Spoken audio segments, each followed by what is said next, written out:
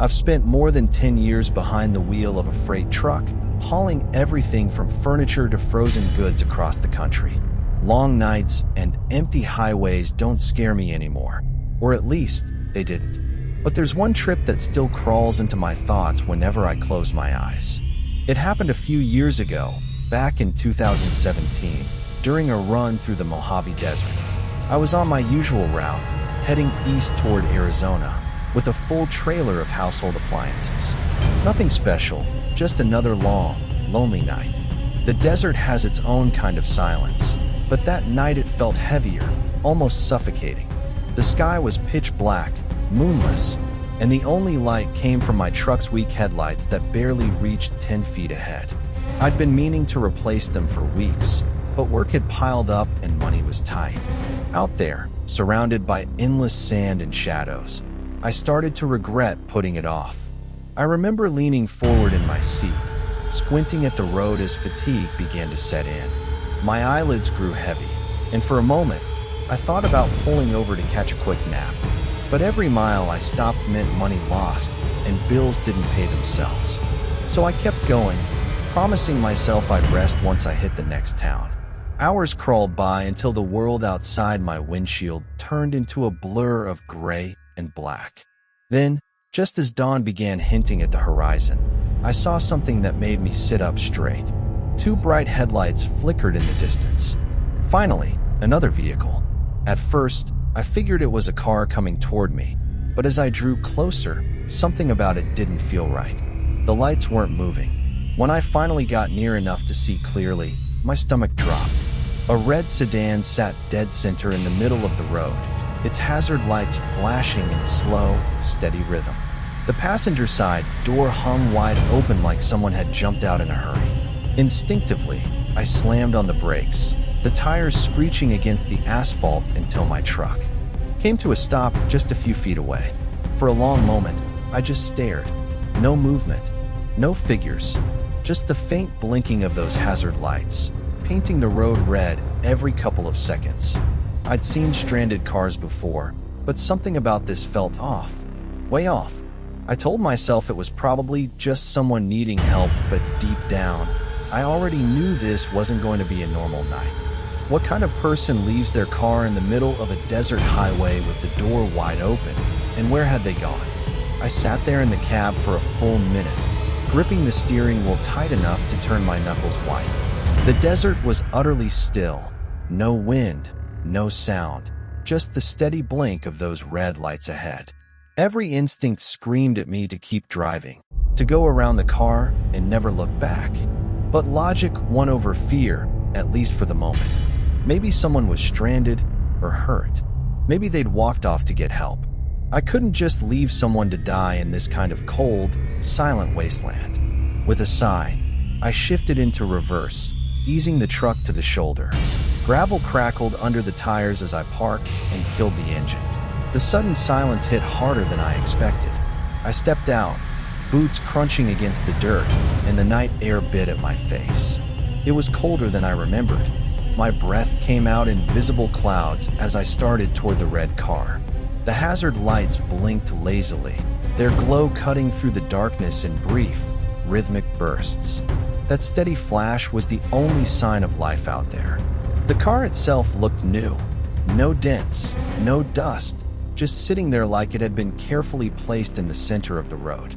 "Hello," I called out, my voice echoing across the empty stretch of desert. Nothing answered. I tried again, louder this time. Still nothing. As I drew closer, I noticed the passenger door swaying gently, creaking each time the wind, what little of it there was, pushed through. I leaned down to peek inside. The front seats were empty. The back seat too. No luggage, no trash, no phone, not even footprints in the thin layer of dust by the door. That's when my stomach started to twist. Something wasn't right. I felt it deep in my gut, that primal sense that tells you you're not supposed to be somewhere. My flashlight beam trembled as I swept it around the road, then out into the desert beyond. The sand stretched endlessly in every direction. No tire marks, no people, just darkness. I tried to convince myself it was nothing, just some kid who'd run out of gas and walked off. But the silence around me felt wrong. The kind of silence that presses against your ears, heavy and watchful. And then, out of the corner of my eye, something shifted. Just a faint movement near the edge of my headlights. I froze. Something was out there, watching me. But was it a person or something else entirely? At first, I thought it was just my tired eyes playing tricks on me. Long nights on the road can mess with your perception, turn shadows into shapes, sand into movement. But this felt different. Whatever I'd seen wasn't a trick of light. It was real. It was there. I stood still, every muscle tense, my flashlight trembling in my grip. The beam swept across the road again, tracing the outlines of the red sedan and the endless desert stretching behind me. Nothing. I waited 10 seconds, maybe 20, then I saw it again. A flicker of motion, a dark silhouette slipping just beyond the reach of my headlights. My throat went dry. The desert was flat for miles, no trees, no rocks big enough to hide behind. So what could possibly be moving out there? I took a cautious step backward toward my truck, my boots crunching softly on the gravel. I wasn't the kind of guy who scared easy, but right then, a cold wave of dread crawled up my spine. "Hey," I shouted, forcing my voice to sound firm. "If you need help, speak up." Silence. Not even an echo.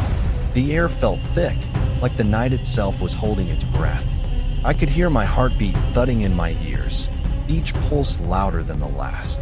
Against my better judgment, I moved closer to the car again. Maybe there was someone crouched behind it, injured or hiding. Maybe I was just imagining things. Either way, I needed to know. As I circled around the back, my flashlight caught something on the trunk, a faint smear. I leaned closer. It looked like dried mud or something darker. My chest tightened as I realized what it really was. A streak of what looked disturbingly like blood. The hairs on my arms stood on end. Suddenly, every sound, or lack of it, seemed amplified. The tick of the hazard lights, the distant hum of the truck's cooling engine, the crunch of sand shifting beneath my boots. I swallowed hard and forced my hand toward the trunk latch. Maybe there was someone hurt inside, I told myself. Maybe I could help. But deep down, I already knew the truth. Nothing good ever waits in the trunk of an abandoned car in the middle of nowhere. My fingers touched the latch. It was slightly open, like someone had tried to close it in a hurry. And then, behind me, something moved. That sound wasn't the wind. Someone, or something, was standing right behind me. The sound came from behind me, a faint crunch, like a boot pressing into gravel. My entire body went rigid. For a moment, I didn't breathe. The flashlight in my hand trembled slightly, its beam dancing across the trunk lid. Slowly, I turned my head, scanning the darkness over my shoulder. Nothing. Just the open road and the pale stretch of desert under a thin slice of moonlight. Still, that noise had been real. I knew it. I wasn't imagining things. The silence afterward only made it worse, pressing in on me like the air itself was holding back a secret.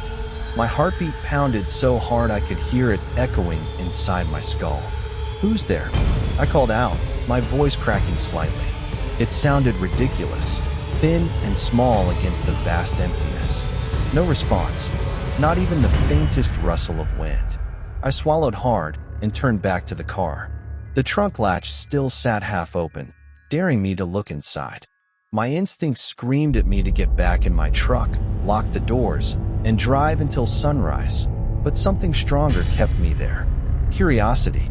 That stupid, dangerous curiosity that makes people open doors they shouldn't. I slipped the keys from the ignition slot, fitting one into the trunk lock. The click was loud, too loud. I hesitated for half a second, then lifted the lid. The hinges groaned as it rose, slow and reluctant, until the contents came into view.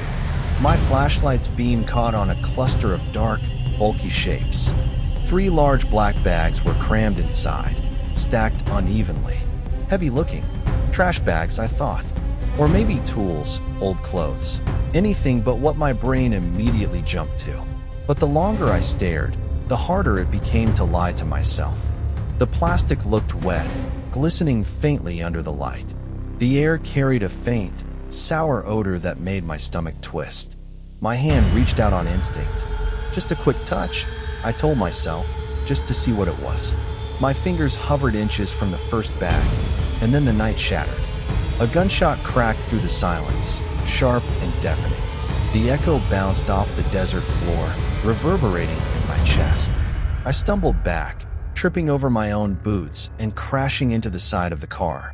My flashlight hit the ground, its beams spinning wildly across the road.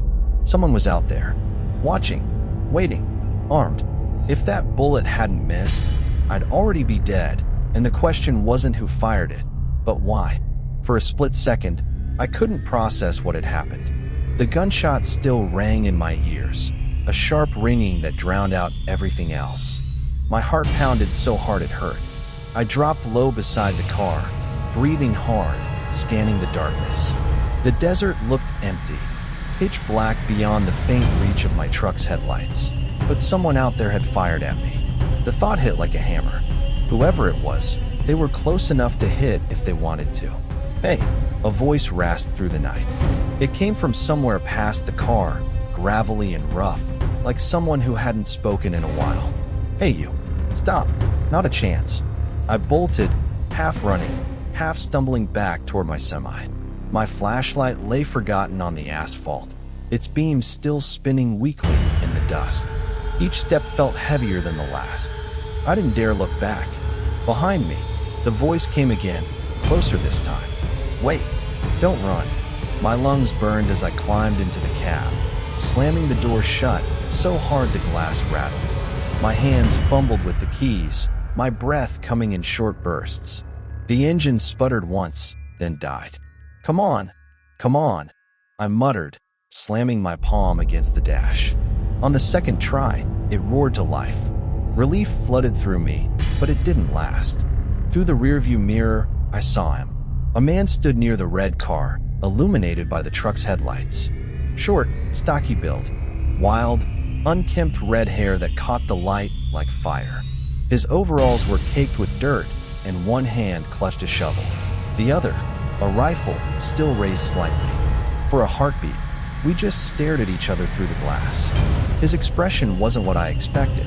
Not angry, not crazed. He looked terrified, like I was the one who'd just done something wrong.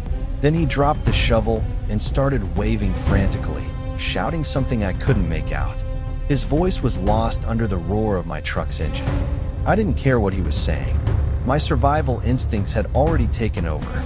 I slammed the gear into reverse, tires screeching as I backed up, then jammed it into drive. The truck lurched forward, tearing away from the scene as fast as it could go. As the distance grew, I caught one last glimpse in the mirror, the red-haired man running after me, his mouth open, still yelling something I couldn't hear.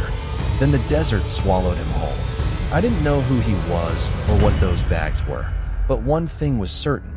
That man wasn't chasing me to say thanks. I thought I'd escaped him until the headlights appeared again in my mirror. The road stretched endlessly ahead, swallowed by the dark. I pressed the accelerator harder than I ever had before. The semi groaned under the strain, the engine's growl echoing through the empty Mojave. My hands clamped around the steering wheel, white-knuckled, every muscle tight as wire. I didn't dare slow down. I glanced into the rearview mirror once, twice. Nothing but blackness. My heart pounded in my throat. But for a fleeting moment, I started to believe I'd gotten away. Then the illusion shattered. Headlights flared behind me. Two beams of light, blinding and fast, cutting through the desert night like knives. My stomach dropped. That car, the red one, was back. I muttered a curse under my breath, pushing the truck harder, the speedometer creeping far past what was safe for a vehicle that size. The trailer rattled violently, but I didn't care. The headlights behind me grew brighter, closer. Whoever was driving was gaining ground, fast. "Leave me alone," I whispered, as if saying it out loud would make them disappear. The car's horn blared suddenly, long and angry, shattering the silence. My entire cab vibrated from the sound. My mind raced. Was it the same man? Was he trying to kill me, or warn me? None of it made sense. The headlights swerved sharply left, then right, closing the gap between us. I could almost see the silhouette behind the wheel, hunched forward with purpose. My pulse hammered. If he rammed me at this speed, I'd flip. I had to lose him somehow. I spotted a fork ahead, a narrow service road veering sharply off the highway. It wasn't meant for big rigs, but I didn't have options. I yanked the wheel hard left. Tires screamed, and the trailer fishtailed dangerously.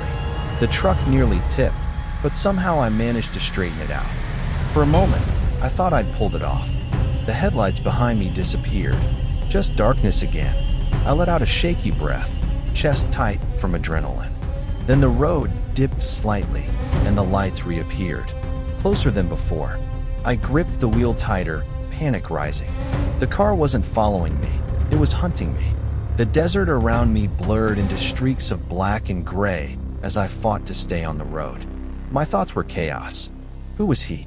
What did he want? Why shoot at me if he just wanted to talk? I didn't have time to figure it out. The headlights grew so close I could see the reflection glinting off my mirrors. And then, he honked again. 3 long blasts. Desperate, angry, or maybe afraid. That's when I realized he wasn't trying to kill me. He was trying to stop me. The truck roared down the cracked stretch of highway, its headlights slicing through the emptiness. My pulse refused to slow. The car behind me stuck close, weaving side to side like a predator trying to corner its prey. Every time I thought it might back off, it surged closer again, horn blaring in frantic bursts. It didn't feel like a chase anymore. It felt like a warning. Through the vibrating side mirror, I could see the man's outline more clearly now. That wild red hair. His mouth was moving fast, shouting something I couldn't hear over the engine. One hand gripped the wheel, the other waving out the open window. He wasn't aiming his rifle anymore. It sat tossed on the passenger seat beside him. I gritted my teeth, confusion cutting through the fear.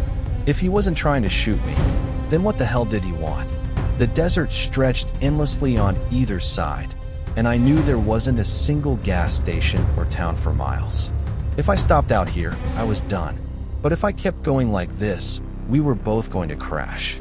My mind spun, trying to find any explanation that made sense. That's when I saw the lights, blue and red, flashing faintly in the distance like a mirage. At first, I thought I was hallucinating, my exhausted brain conjuring hope where there was none. But the closer I got, the clearer they became. Police. Relief washed over me, so suddenly it almost made me dizzy. Finally, someone to put an end to this nightmare. The car behind me seemed to see them too. It swerved violently, horn blaring again, almost like it was trying to get my attention, trying to tell me not to go that way. I didn't care. The flashing lights meant safety, meant order, meant someone else could deal with this insanity. I pressed harder on the gas, aiming straight for the cruiser parked on the side of the road. Behind me, the red Ford swerved off suddenly, tires kicking up sand as it veered into the desert. The driver was waving his arms wildly, shouting something that sounded like, "Don't stop," but his voice was lost in the wind. I eased the truck onto the shoulder near the police car, slamming it into park. My chest heaved as I jumped out, stumbling toward the flashing lights. The siren was off now, just spinning lazily in the dark. I waved my arms, shouting, "Officer, thank God. There's a guy out here, he shot at me. He's..." I stopped mid-sentence, because the cruiser's driver's seat was empty.